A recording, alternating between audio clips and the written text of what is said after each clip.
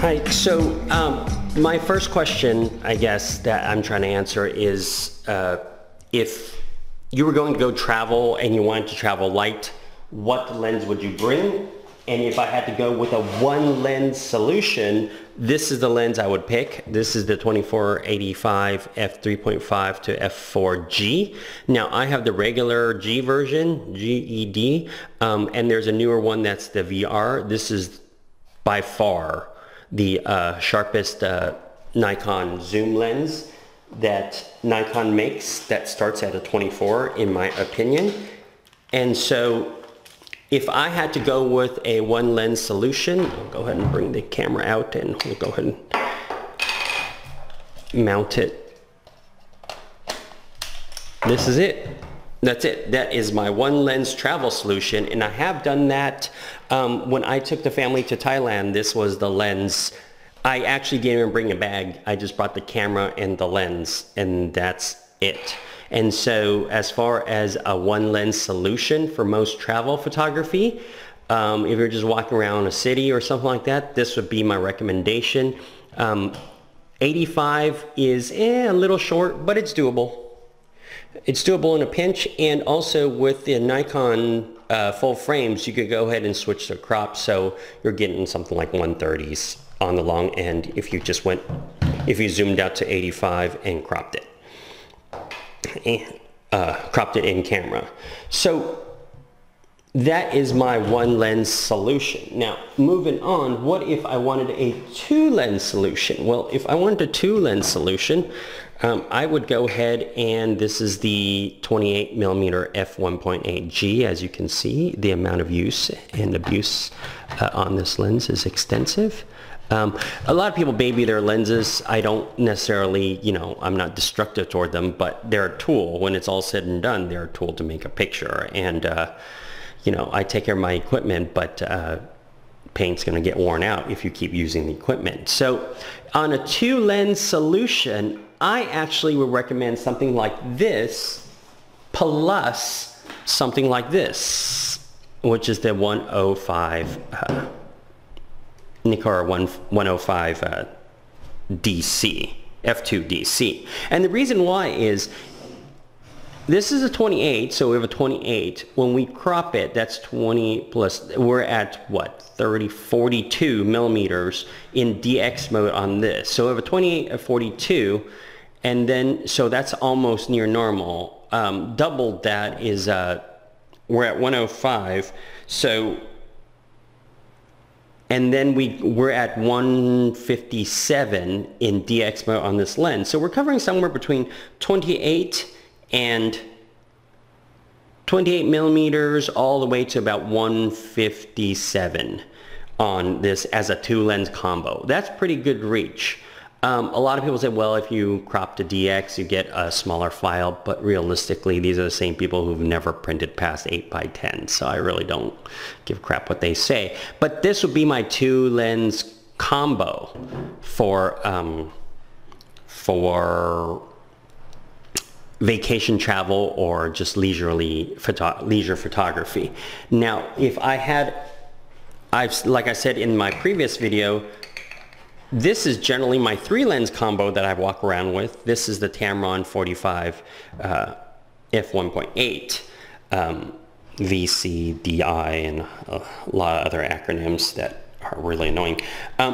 But this is the three that I usually walk around with. Now, if I do need a little bit more reach, then I'll go ahead and substitute this. So when I was walking around New York City, actually, it wasn't even this combo, it was this combo. So walking around New York City, I had the 28, the 45, so 28 for my general landscape, environmental, and street photography.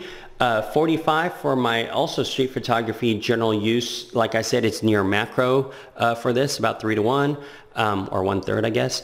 And so a general portrait or a general environmental photo, 3/4 portraits, and it's a fast f1. This is f1.8. This is f1.8 as well. On the outside, taking pictures of buildings and stuff like that, though, I wanted I prefer the image quality of this, which is the 180 f2.8, and I do like the extra stop, but I prefer the flexibility of the 70 to 210 actually. So, and I know there's 7210 or 7200 f2.8, which is a monster of a lens, and I prefer this one, and this one cost me next to nothing. So this was my travel combo in New York City. And so if I had to travel in a city environment, this would be the combo recommendation. The 28mm f1.8G, or if you prefer the 24, you can take the 24mm f1.4G. The Tamron 45 f1.8 normal lens.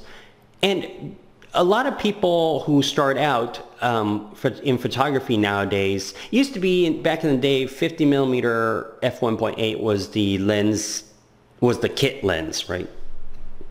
Kit lens. But now it's some uber zoom that is not sharp, that is really dark. And so I actually recommend, if you're a first-time photographer, this is a lens to consider, because it will create discipline. It is sharp. You can play with the bokeh. It's beautiful, and it's close focusing, so you can play with composition. The other one is, if you don't know where you're gonna be or what you're visiting, then the zoom I prefer over the prime on the long end, simply because it allows me to crop in zoom, which a lot of people can't stand, but I think is fine, because I just don't bother post-processing, not on vacation shots. In fact, I literally do not bother post-processing things I am not paid for. So either you pay me, either I'm getting paid for the photography or I'm not. And if I'm not, then I'm not going to post-process, and I'll shoot JPEGs. So short of selling my environmental photos, I just don't see a need to post-process them.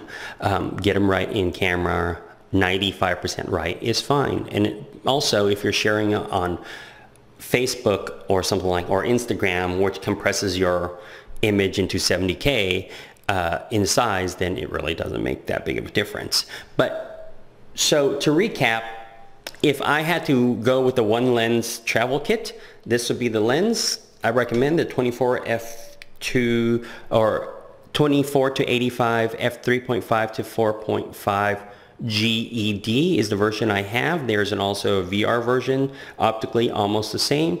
If you do any filming, I would recommend the VR version, so you would get a little bit of stabilization from your videos. If I had to go with a two lens combo solution, the 28mm and the 105 f2 DC would be my recommendation. If you can't find this lens or find it too expensive, then I probably would end up buying a 85 f1.8G Nikon. And the three lens solution, probably something like this. For travel, we have the 28 wide for our environments, street photography. Our normal lens, this is good for pretty much everything, and this one's fairly close focusing. And then I recommend something zoomy on the long end, and this is a 70 to 210 f4. And so those are my travel lens recommendations for a Nikon system. Thank you for watching.